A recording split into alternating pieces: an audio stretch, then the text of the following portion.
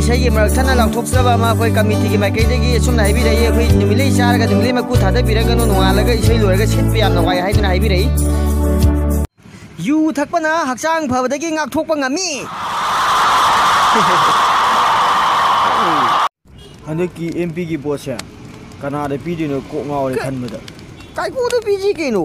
kai ku di lipi myam si dumana na ha yu oi di ma di leitala ju tin mating pangi nang tang khadong ni ma na toi myam du na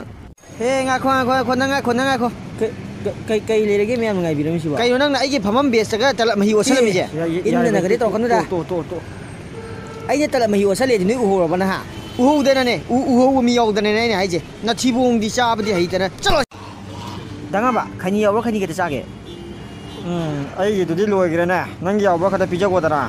is angang pani bo nang ju angang ge khani cha ge pija go e khunnam ne thadal ai gi uncle am je na ji hojera ge competitors sing na kolom ba khat pro 1 2 3 ko uncle am je na ji hojera tung da sing ga da sing su yam ne ala to le biri adu ga khoi gi ka sinja lang je committee gi ma kai de gi khoi gi maya je le mi sing ga kitang sai to biu horin chelak ma matam da khuro ge ka thang na ba yori madu yam na hai alu man ma sa kai chat loi noi na sam na na sing du ga alu man ba kai imana bi birthday am chalu ni sa dabilen se saw bra pu thoro sile sa sak si ko thong khena ga dai bu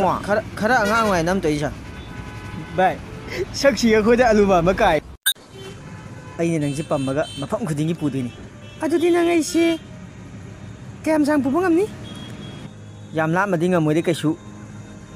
ai ju mi ni ke no nang ju sum pusala di wai bi ma nang ju ni pi ni hai jaw wan lum gre nang mai bo nu pi ngang thi wa khan di leite donga ben ta ba yu da thang na lei ai ju khang hi da thawai nuai ta bai ni thai je kan de ni pi thi na ba to ai sai da pakhang pu ji si bu nuai ba kai le ge nu pi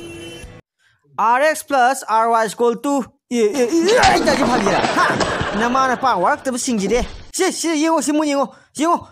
RX plus R yengo ai mi si da